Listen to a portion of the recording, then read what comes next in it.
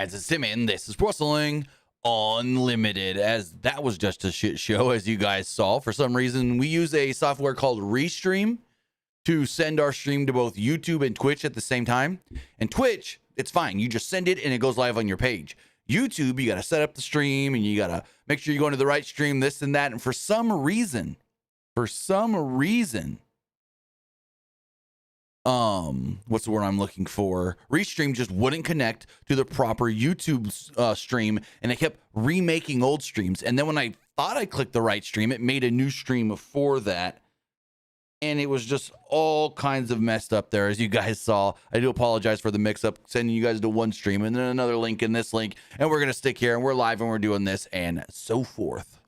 I do apologize for all of that. Things just not wanting to work right sometimes. But with that, give me 1 second here. With that, Monday Night Raw was a good show. They really tried to make this, in my opinion, like a Raw after WrestleMania, with all the big title matches and surprises and shock endings and this, that, and whatnot. And my big question is, was that a write-off of Roman Reigns? Did they write Roman Reigns off of TV at the end of the show with the tsunami and whatnot? Because we know Roman, whether it's later this month or early next month, has to go to Australia to film the Street Fighter movie.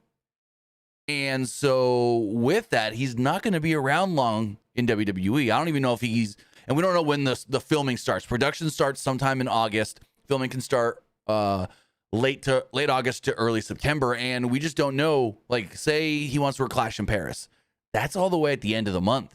That might be too soon, too close to him going and filming the movie and then going, oh, no, we don't want you to get hurt. We don't want you to get hurt before you got to come film this movie. So, yeah, to me, it kind of felt like maybe that was a write-off as far as Roman Reigns and stuff on the show getting, what's the word I'm looking for, beat down like that. Palpatine says, very predictable show. Oh, so you predicted before the show started that Seth would defend his title against LA Knight and the women's tag titles would be on the line? You predicted that before the show started? Come on, guy. There's no way you would have known that both title matches were happening before the show. Come on, guy. Very predictable. In what way? Was it predictable that they put Naomi on camera during a commercial and cut her off in the middle of her promo? Is that predictable? No. The women's world champion was out in front of the crowd, and they put her during a commercial and cut her off in the middle of it. She went, next up I got Stephanie Velcro, and then it cuts. And then it's back to Michael Cole talking about Brock Lesnar. Like, there's no way no.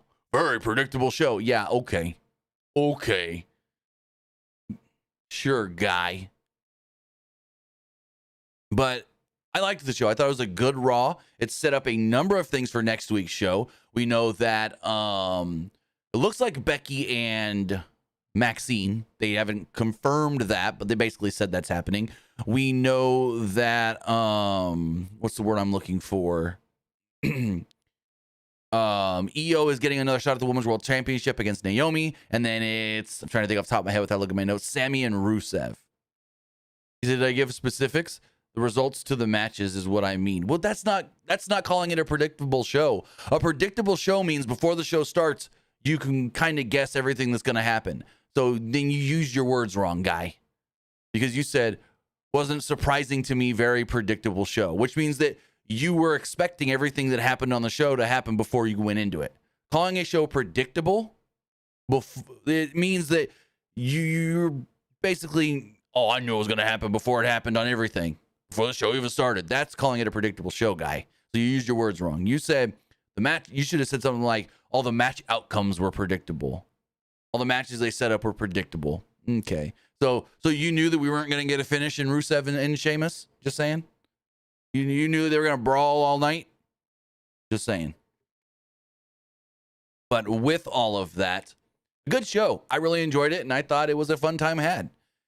So I want to say thank you for joining us here. Twitch.tv/PWU Unlimited, YouTube.com/Pro Wrestling Unlimited, and podcast services all around the globe like Stitcher, Spotify, Google Pod, Apple Pod, Anchor, iHeartRadio, and so much more. Remember, if you are watching live on Twitch, you can help us out a couple of different ways. You can help us out by hitting that donate button down below or by donating Twitch bits in the live chat. Also, remember, you can help us out by subscribing to the channel. One of two different ways. You can either subscribe with a tiered subscription, or you can subscribe with Amazon Prime, because remember, if you have Amazon Prime, then you have Prime Gaming. Prime Gaming gives you a lot of cool things like free games, free stuff for games, and you always get one subscription to any Twitch channel you want to subscribe to, and I greatly appreciate it if you did right here. Pro Wrestling Unlimited. No, it wasn't Palpatine, because calling a show predictable means you knew what was going to happen before you even watched it. And you didn't know what was going to happen because you didn't know some of the matches that were even going to happen anyways.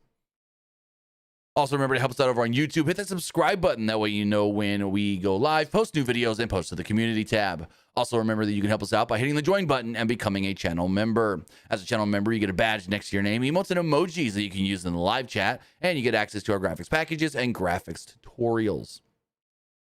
Finally, if you're helping us out watching on YouTube, you want to get your comment, question, or concern read live on the air, you can do so by donating a super chat in the live chat. Now, this morning, we had some dummies in the chat that I just had to permaban. I just had to say, you're gone. They were spamming the chat or just talking shit on stuff that I never even said. Oh, you lied about this and that. I never once even said those wrestlers' names about SummerSlam, so yeah. Also, remember to head over to the Epic Games Store and help us out over there. If you're buying a new game, an old game, or claiming a free game, use our code PWU Unlimited. That's PWU NLIMITED for all Epic Games and Epic Game Store purchases. This Thursday, we're getting a new Fortnite season. Whether you're playing on your PlayStation, your Xbox, your Switch, your phone, your tablet, your computer, your Amazon Fire Stick. When you go to get that Battle Pass and you go to get V-Bucks for it, use our code PWU Unlimited. So Raw kicks off with Seth Rollins. Seth Rollins and crew come down to the ring. It was after we got a big, highlight reel, I guess you would say, wrapping up and recapping SummerSlam. But, excuse me. So they come down to the ring. The Oracle, Paul Heyman, takes the mic. Heyman bigged up Braun Breaker and Bronson Reed before slagging Roman Reigns and CM Punk as has-beens.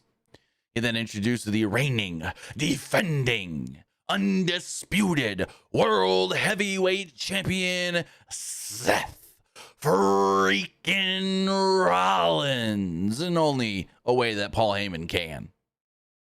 Seth took the mic and said, "Ha, shame on you, Brooklyn." He said, "Shame on everybody who didn't believe in him," and taunted him with chants of the OTC. He told the crowd to never doubt him again. He told the locker room, shame on them for trying to stop his cash-in and hold him back. And I go, who tried to stop your cash-in? You tried to cash in once, and no one was there but Punk. I don't get that. Anyways, Rollins then reminded everyone that he always has a plan B. And the only ones who knew about this one was, well, his wife, the Intercontinental Champion, and his Oracle. Rollins now has, quote, absolute power, and this is the beginning of his vision. And that's what their group is called. This group of Seth Rollins, Paul Heyman, Braun Breaker, and Bronson Reed, they are called The Vision, and WWE has trademarked that term as well, The Vision. Suddenly we hear LA Knight, boom, and LA Knight makes his way down to the ring, microphone in hand, and actually congratulates Seth on winning the belt. He said that he wasn't looking for a fight. He just had some questions. Knight pointed out that Rollins already had the Money in the Bank briefcase, so why did you need to fake an injury before you cashed in? Knight said that the only reason Rollins faked an injury was so he didn't have to look bad when he got beat by me at Saturday night's main event.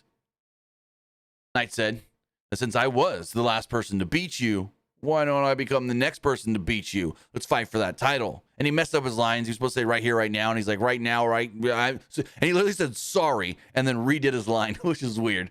But Rollins looked at him and goes, no. And he goes to leave. And Pearson comes out and he's like, gentlemen, gentlemen, gentlemen, you know what? I'm usually not one to make a big title match without like any promotion and building it up or anything. But today just feels different. For tonight in the main event, Seth Rollins, you will be defending the World Heavyweight Championship against LA Knight.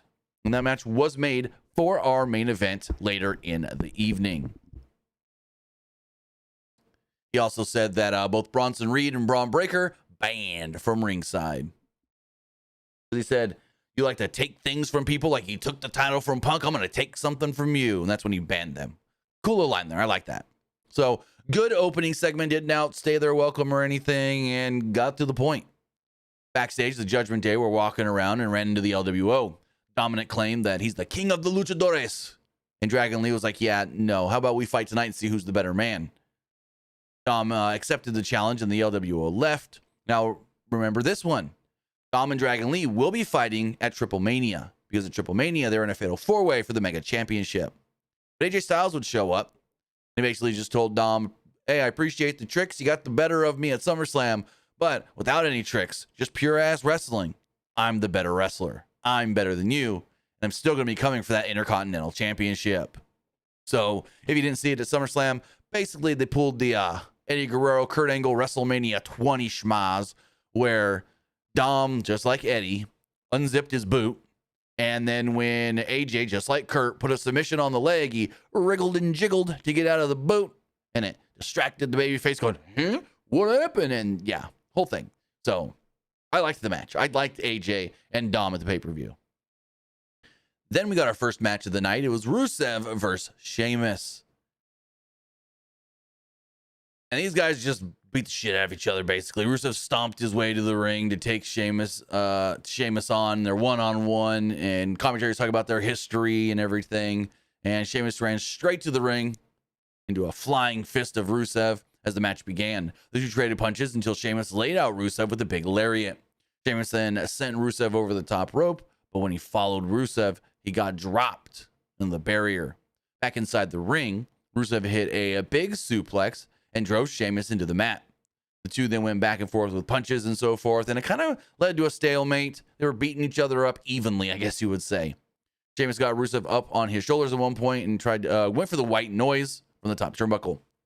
During a commercial break, Rusev fought back and took control of the match, setting a sleeper on Sheamus. He followed this up with some kicks to the chest. Sheamus then asked for more, seemingly nourished by the hatred of Rusev. He then leapt up and hit the Irish Curse backbreaker on Rusev. After the break, Sheamus went for the brogue kick, but Rusev ducked it, and Sheamus kicked the ropes, I wrote? Okay. Oh, yeah, that is right. He missed the brogue kick and kicked the ropes. I wrote that weird, and it confused me. I always just write missed. I never write kick the ropes. Why did I write it like that? I don't know. Rusev then bonked his head on the ring post, sending him to the outside. Rusev then went after Sheamus, but Sheamus caught him and slammed him on the announce table. Rusev responded by sending Sheamus into the steel steps. Rusev then dragged him onto the barricade and chopped Sheamus like he was giving him the 10 beats. The crowd didn't really like this, and Sheamus reversed it into, well, pounding on Sheamus. At this point, they're both fighting. Sheamus is like holding Rusev. No, Rusev is holding Sheamus down on the barricade, and the ref's like, 9, 10, ding, ding, ding, ring the bell, double count out. And I'm like, oh shit, double count out, okay. So there's no finish, the double count out, and they just keep brawling. So security and agents and everything run down to try and break it up, and they just keep fighting and fighting and fighting. And this was a running gag throughout the show. They kept fighting and fighting and fighting. Let me get a look. Grayson Waller with the New Day. What the fuck, this New Day? What the hell? These guys are just acting so over the top weird. I'm not a fan. Like, I love the New Day. I love Kofi Kingston, Xavier Woods, whatnot. But like, whatever they're doing right now with their characters, I'm not a fan. That goddamn hat from Woods, bigger than a goddamn sombrero. Like, Jesus McGillicuddy.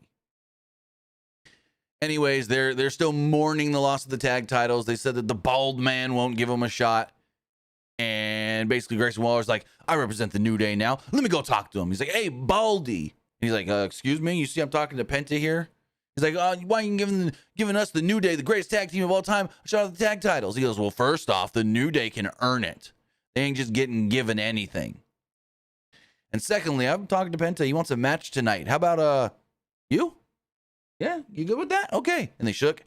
And there we go. So it's Penta versus Grayson Waller up next.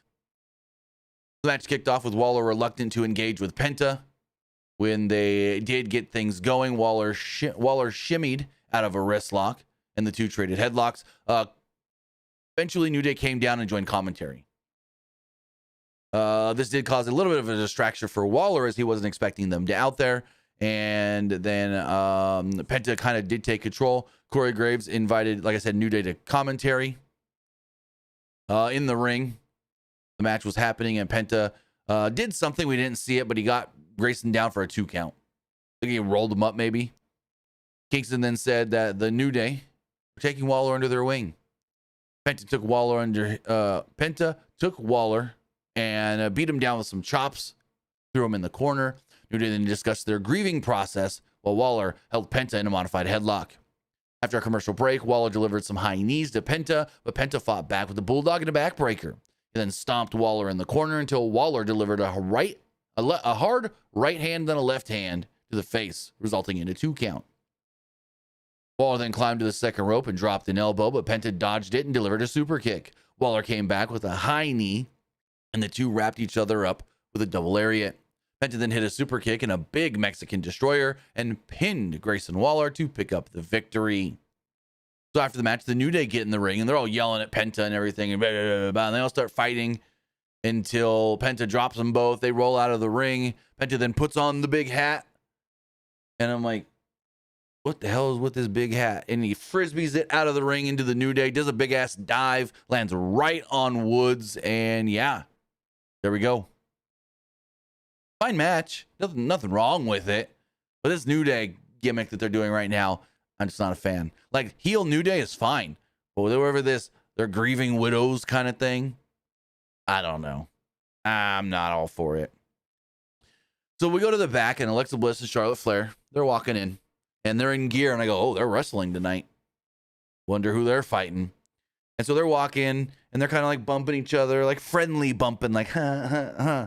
And like they're walking, and all of a sudden you hear, you hear like just a bunch of commotion, and they like stop in their tracks, and here comes Rusev and Sheamus, boom, right into some road boxes, some equipment boxes. They crash into that. All of a sudden you see like Jason Jordan security and a couple others that you couldn't tell from behind. Maybe Jamie Noble was there, I don't know. Shane Helms, but they're all chasing after them to try and break this all up. And like Alexa and Charlotte look at each other and like, okay, and they just keep on walking as they're going out to the ring. Back in front of the crowd, we out came our so this is the weird Naomi spot. So we go to a break, and Naomi's out there talking to the crowd, and she's like talking shit about New Jersey and New York and Brooklyn, and now it's stinky and it smells like trash and there's too much construction. And then she says, and next up, I gotta worry about, which is very weird because she said, next up, I gotta worry about Stephanie Velcro. And then it just fades to black to end the commercial. And then we go to a wide shot of the city, and then Cole talking about Brock. And it's like, okay, that's weird. Why would they put the women's world champion out there during the break and then cut her off in mid promo for starters? But then the one interesting thing, because we learned later something else, she said the next person I have to worry about is Stephanie Vaquer. But then we learned later that's not the next person she has to worry about. She has to worry about Io again, because next week on Raw, and I want to say Quebec, she's defending the Women's World Championship against Io. So I don't know what happened here, if they like came up with the Io Naomi idea after this and then was like, hey, we got to film something else with Naomi. And oh, by the way, you got a match next week. Like that's what it felt like. It was very weird, where she's saying the next person you have to worry about is Stephanie, but then we know, no, it's Io. And also weird that they put her out there during the break, your women's world champion. Like, what? That was just, no. You'd never do that to Rhea. So like as if none of that happened, they just come back, and Michael Cole's like, so we saw Brock Lesnar return last night at SummerSlam. And I got the opportunity to talk to our WWE president, Nick Khan, and our chief content officer, Triple H. And I said, how long has this been in motion for Brock to come back? And they said that a couple of weeks back, they kind of reached out to Brock and just said, hey, are you ready to come home? We think it's time. They also then said that John Cena will be officially appearing on SmackDown this Friday in Montreal to address Brock Lesnar, which we already knew because he's been advertised for that show. Because a lot of people were like, Brock going to show up on Raw? Brock going to show up on Raw? And I'm like, no, because John's not on Raw. John will be on SmackDown. So I assume, and that could be wrong here too, but I would assume if Brock's on anything this week, he's on SmackDown, which great idea because you get extra people to watch tonight to see if Brock shows up. And when Brock don't show up tonight, boom, you got extra people now watching on SmackDown. So you're going to have inflated numbers, hopefully, with the Brock Lesnar interest of where does Brock show up, when does he show up, and what does he do? So then the women's tag team champions come out. Charlotte comes out first. Alexa comes out, and the crowd pops big for both of them. Bigger for Alexa, but still big for both of them. And the crowd's chanting, "You deserve it. You deserve it." And Charlotte goes, to be honest, that might be the first ever "you deserve it" chant I've ever gotten. And it feels great. Feels good. And she says, because this is something we did or something like that. Bliss then urged her to admit, are we friends? Are we friends yet? And she's like, I don't know if I want to use the F word. And then they debated, and this got a little awkward, and they were like, the F word, and then the A word, and then this just got weird until Judgment Day came out. Roxanne and Raquel, they came down to the ring and basically were just like, hey, we want a rematch. We want our titles back. Roxanne said, we know we don't get a rematch, but we didn't come down here to take the titles, not to take those titles back. So they were down there saying, hey, we know you may not want to give us a rematch, but we want our belts back. And I like this a little bit because it's basically Roxanne saying, hey, maybe we got to re-earn a shot. But what do you say just giving us a shot? We know we're not guaranteed anything, which technically they kind of are if we go on history. Anyways, Charlotte was just like, you know what? I'm down for it. I'll do a little rematch. And Alexa's like, yeah, okay, let's do it. Glenn Pierce then comes out, of course, and goes, oh, ladies. I don't like just make impromptu title matches like this, but screw it. Tonight's already been a weird night, an off night. Right now, it's official. Women's tag team titles. And so we got women's tag titles on the line. Charlotte Flair and Alexa Bliss defending against Roxanne Perez and Raquel Rodriguez. So they started this match during the break. And so when we come back from the break, the match is already in progress. And Bliss was on Rodriguez's back. And commentary made the joke of, Alexa sure she wants to start against the bigger, stronger Raquel Rodriguez. And I think Corey said that. And Michael Cole's like, well, hasn't Alexa made it kind of her career thing to fight bigger people? But, okay, this Tiffany Stratton dude in the live chat, you're getting timed out. None of that is true, bub. You want to come in here with just stupid ass fake news comments and all that? Yeah, no, we're no. Anyways, as far as this match is going, we come back for the break. Bliss and Bliss and Rodriguez are fighting it out. Rodriguez dragged Bliss to the corner and tagged in Perez. Perez then fought kind of to a stalemate a little bit, I guess you would say. Flair eventually does tag in and knocked Perez back into her corner where Rodriguez tagged herself in. She sent Flair to the mat with a shoulder block and then bounced her head off the top turnbuckle. Rodriguez isolated Flair in their corner and tagged in Roxanne. Flair dodged her and Rodriguez, and then they held Flair's ankle so Roxanne could dive on it. Perez then stomped a mud hole, I guess you would say, on Flair for tagging Raquel back in. Flair then fought back, tagging in Bliss. The two delivered stereo bulldogs, and Bliss and Rodriguez fought with Bliss sending the taller of the two to the floor. She then tried to do a cannonball, but Rodriguez caught her and slammed her against the barricade. After a commercial break, Bliss tried again to get the hot tag, but Rodriguez cut her off, and Bliss did hit a DDT, finally getting the tag to Charlotte, bringing Flair into the ring. Flair then hit a lariat on Rodriguez and then used Perez as a weapon, throwing her at a prone partner. As we come down to the finish of the match, Flair sent Perez out of the ring and hit a big boot on Raquel. Bliss then tagged in and intercepted Perez with his sister Abigail and pinned her 1, 2, 3 to pick up the victory. There's a couple like miscommunication spots there towards the end as well. It was kind of weird and clunky, but overall that was a fine match. Like it wasn't anything great or anything, but I thought it was fine. I thought the SummerSlam match was better. I really liked the SummerSlam match. This match, I was kind of just like, it was fine. Like, nothing wrong other than towards the end, there were a couple clunky spots. So backstage, Io Sky and the Kabuki Warriors are hanging out, doing their stuff and whatnot, when Io was approached by Rhea Ripley. Ripley said that she knows Io asked for a one-on-one rematch against Naomi. Rhea said that she wants Io to win so then she can take her on and beat her for the belt. Io grabbed her by the arm as Rhea was about to walk off and goes, "You know you can never beat me." She like cheeses, and Rhea just gives her a look like, ooh, and smiled back at her.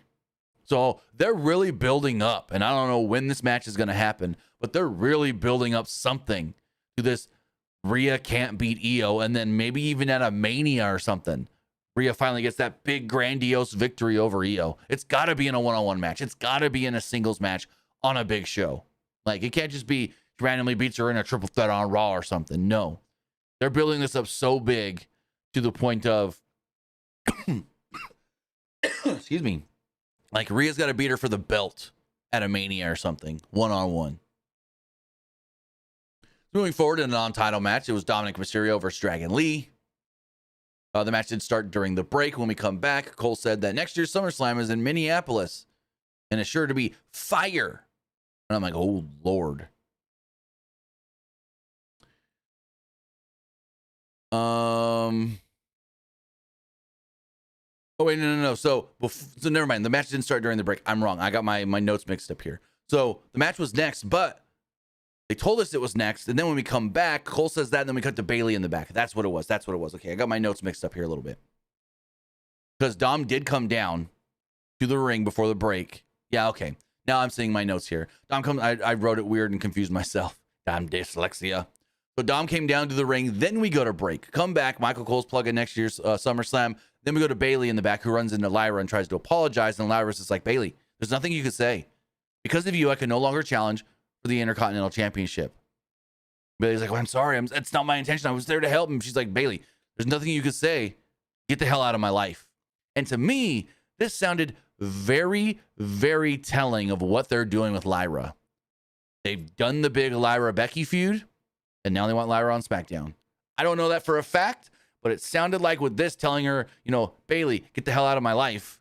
Lyra, who can no longer challenge for the Intercontinental Championship as long as Becky has it, may go move over there to SmackDown and go work something with Julia.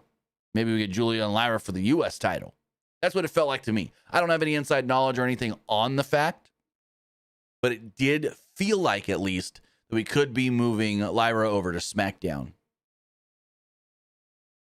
Again, also no news on a draft. We don't know when the L draft's coming. Finally, the match does start with Dom and Dragon Lee. Lee wasted no time sending Dom to the outside and then dragged him back in the ring and pummeled him in the corner. Lee chopped him in the corner over and over, but Mysterio racked Lee's throat, basically just chopped him in the throat, called a chop drop, and sent him to the outside after dropping him on the ropes. Mysterio then chopped Lee against the ring apron and then threw him back into the ring. Mysterio called for the 619, but Lee dropped out and laid some quick kicks on Mysterio's face. Mysterio then hit a DDT on the ring apron. After a commercial break, Lee was fighting back to try and get control. He hit a dragon kick in the corner. Lee removed his elbow pad and tried to go for the cover, but only got a 2 count off of it. Mysterio tried walking the ropes, but Lee countered with a sit-out powerbomb. All of a sudden, El Grande Americano shows up. And then the other El Grande Americano shows up. They both get knocked off the apron, but then a third El Grande Americano shows up. And he doesn't get knocked off the apron. He drops off the apron and then kind of tries to hide, laying down next to the ring. This all leads to Dragon Lee getting distracted, Dom rolling him up, and picking up the victory. Who's the third El Grande? That's the big question. Who's the third El Grande? Is it Tyler Bate? I have a feeling it might be Tyler Bate.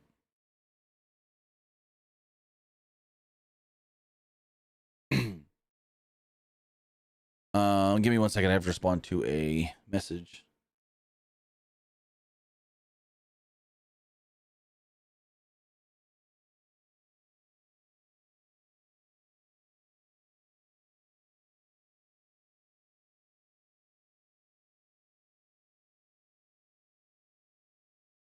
So we go backstage and they're talking to Sami Zayn. He's being interviewed about the match with Karrion Kross and everything. And he, he's like, man, I really would have liked to hit Karrion with the steel pipe. I really would have. But that's not me. I'm not going to do that in a match and cheat and whatnot. And I just hope all this with Karrion is over. And according to new news for Fightful, it might be over because it looks like they ain't getting new contracts. I don't know what's going to go on with Karrion Kross and Scarlett, but I'm going to read this from Fightful. We did also put a video up about this, as it looks like they might not be getting new contracts. So Fightful does write the following about Kross and Scarlett. They state that Fightful has learned from sources backstage at WWE Raw that Karrion Kross and Scarlett are not there, not at Raw, not planned for the show. Beyond that, we've learned an update on their contract status. Fightful is told by a higher up in WWE that Kross and Scarlett's deals are up this weekend, and that a new deal has not been offered to either of them. However, to our knowledge, they weren't informed that their contract would be set to lapse. So the thing to look at here is they haven't been offered new deals, but unlike with R-Truth and Carlito, they were told, also with Shotzi and also with Sonya Deville, they were all told, hey, you know what? We're not going to re-sign you when your contract's up soon. These two, Scarlett and Kross, have not been told anything, according to this report from Fightful, from what they're aware of. They haven't even been told that we're not going to re-sign you. It's just their contracts are up this weekend, and they haven't been told anything either way. We want to keep you or we want to let you go. So, very interesting. But when those contracts expire this weekend, that means they're free. That means they can go do whatever they want. They can show up in TNA. They can show up in AEW. They can go to CMLL. Kross can go work in New Japan. I don't know what they do. I don't know what's next for them. And I thought when they dropped the new merch about a month ago or so, oh, they're going to keep them. They're not going to give them new merch if they're not looking to keep them. But now they haven't even offered a deal, and the contracts could be up within the next 5 days. Anyways, Sami's talking when all of a sudden we hear more Rusev and Sheamus, and they're brawling and whatnot, and they accidentally pop Sami in the face. Sami was like, what the hell was that? Or grabbing his mouth and everything, and very confused. So they did set up Sami Zayn versus Rusev next week on Raw. After a commercial break, where was I?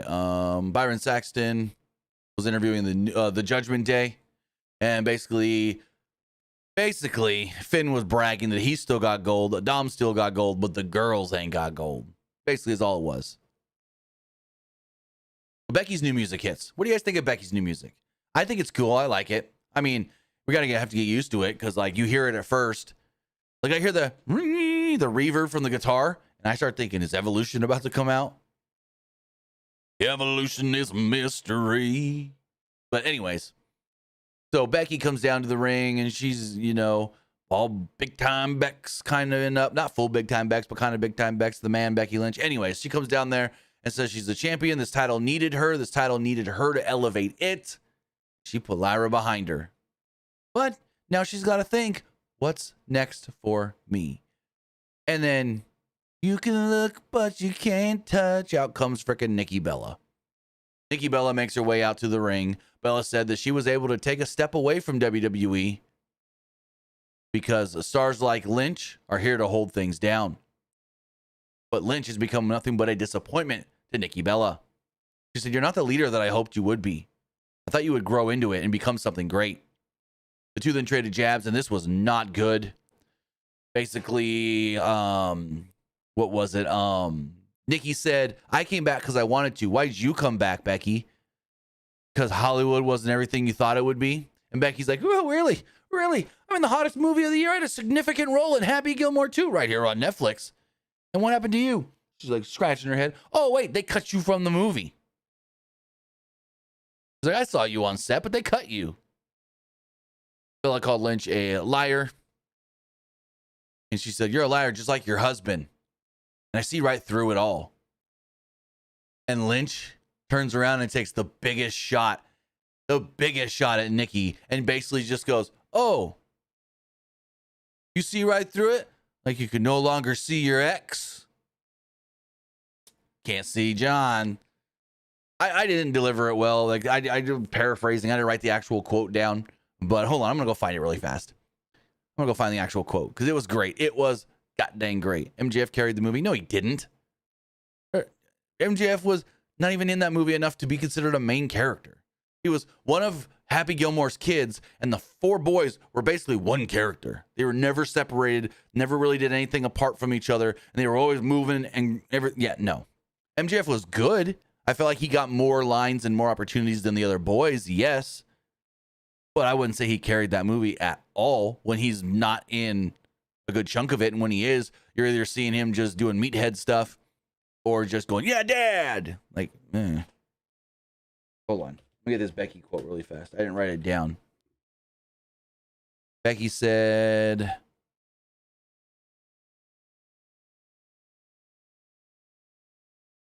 me and my husband are the greatest wrestling couple of all time. But at one point, it would have been you and your, oh, wait, you can't see him anymore. That's what it was. And Becky delivered it so well. So well. And Nikki, her delivery on her lines was not good. Nikki was not good in this promo. Basically, she stepped to Becky and said that she wants to challenge her for the Intercontinental Championship. Becky was like, oh, yeah, you do? Well, not right now. And punched her in the face. Becky then got out of the ring and left. Kill. We then send it to Byron Saxton in the back, who's interviewing Naomi, the Women's World Champion. He basically asked her about SummerSlam, and then she said, you know, everything's great. But next week on Raw, I got to defend this title against Io Sky. Stephanie Vaquer then walked up, and she said, and then you're next. When I beat Io next week, it's going to be me and you in Paris. And Stephanie was kind of just like, okay. So, yeah. And then they gave us some quote-unquote breaking news. Michael Cole did alert us that Gunther is injured. Gunther is hurt. And Gunther, he said the injury, but I didn't write it. It was all kinds of medical terms. And that, well, he said that Gunther will be out of action for an undisclosed amount of time. So Gunther will be gone for a while, seems like. We know from Dave Meltzer's reporting, Gunther has a nose issue, a nose injury that does need surgery and was known about before SummerSlam. So it wasn't an injury caused at SummerSlam. This is also when they tell us, coming up this Friday on SmackDown, Cody Rhodes, the new undisputed WWE champion, will be there live. Becky Lynch is backstage after a break. And she bumps into Natty. Well, actually, Natty walks up on her with Tozawa and Maxine. And she's like, Becky, what was that? That was so disrespectful to Nikki. You shouldn't be acting like that to her. I thought I knew you, and this ain't the you that I know. And Becky's like, whoa, calm down there, Natty. And she's like, you know what? How about we have a match next week? And Becky's like, sure. She's like, all right, I'll see you in the ring. She goes, no. I'm not gonna have a match with you. She points around Natty and goes, you, sweetie pie. And points at Maxine, and Maxine's just like, oh, me? And so it looks like we're getting Becky and Maxine next week on Raw. Then we go to our main event, but before we talk about that, we got to talk about the sponsor of this video, AECOOLY. Does the summer heat got you sweating through your shirt before noon? Maybe it's time to chill with an AECOOLY handheld fan. This pocket-sized powerhouse is your secret weapon against scorching temps. Whether catching rays listening to music or just looking to get a great tan, it brings the breeze right when you need it. With 3 speed settings, a rechargeable battery that lasts up to 10 hours, and a whisper quiet motor, the AECOOLY fan delivers cool comfort without the buzz or bulk. Toss it in your bag, clip it to your desk, or have it right by your side at all times. It's compact, stylish, and oh so convenient. So why melt when you can breeze through summer?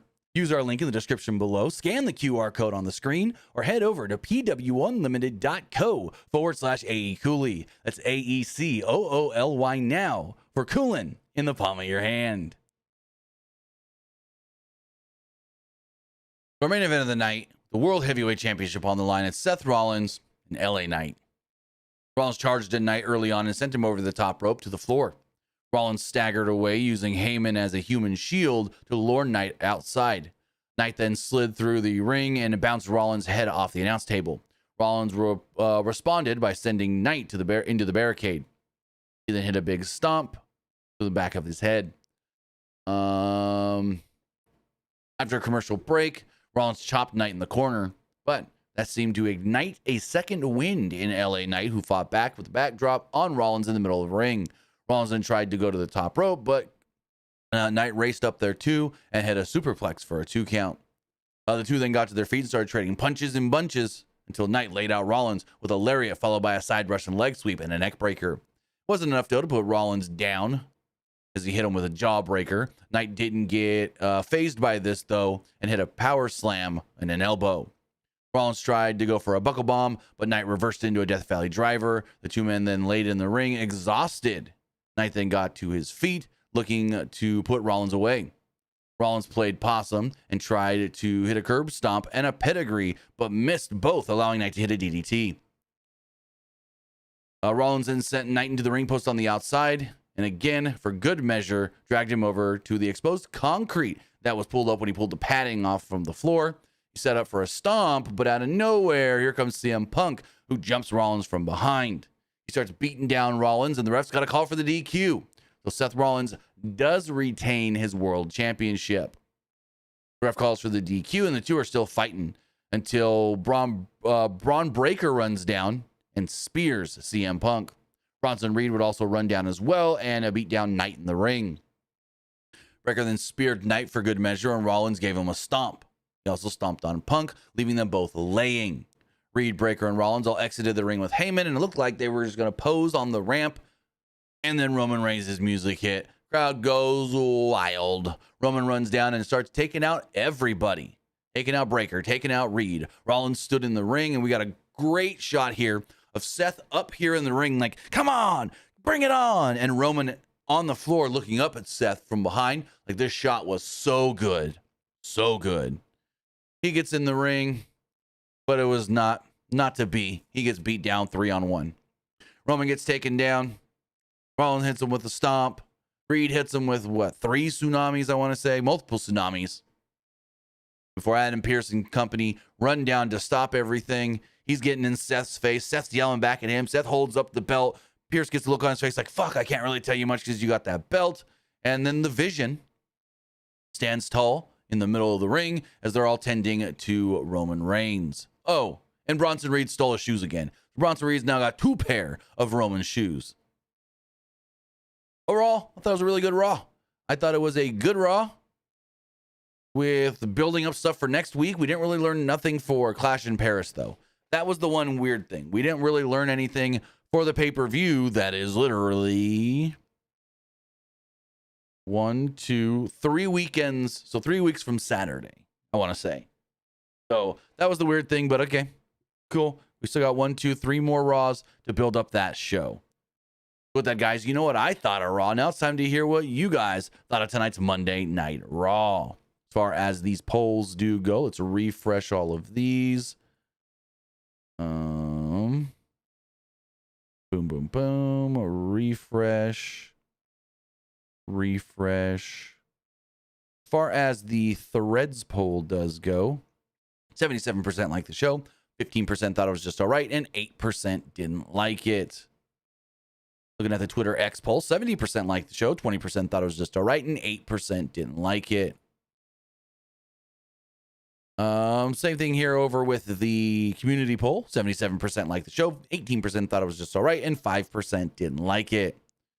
No live poll, unfortunately, because of the switch around and mix up with all the live streams. But then looking over at Fonzie, is it on a Sunday? Okay, that I didn't know. I thought it was on a Saturday. Anyways, oh, that makes sense because they're in Raw in the same building the next night. Okay, thank you for that, Fonzie.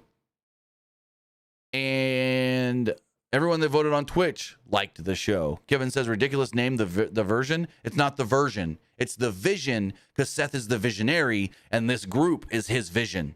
It's not version, vision. Because this the visionaries of vision, this group, which makes so much sense. But with all of that, I want to say thank you for joining us here. Twitch.tv/PWU Unlimited, YouTube.com/Pro Wrestling Unlimited, and podcast services all around the globe like Stitcher, Spotify, Google Pod, Apple Pod, Anchor, iHeartRadio, and so much more. When is Clash in Paris? Now I'm seeing other people in the chat saying, no, it's Saturday Clash. Let's just go to WWE's website. WWE has it listed as... It is Sunday. Corey, you're wrong. Sunday, August 31st. So with that, guys, have a great night. We'll see you back here live on Wednesday for AEW Dynamite. Have a good. We'll see you next time.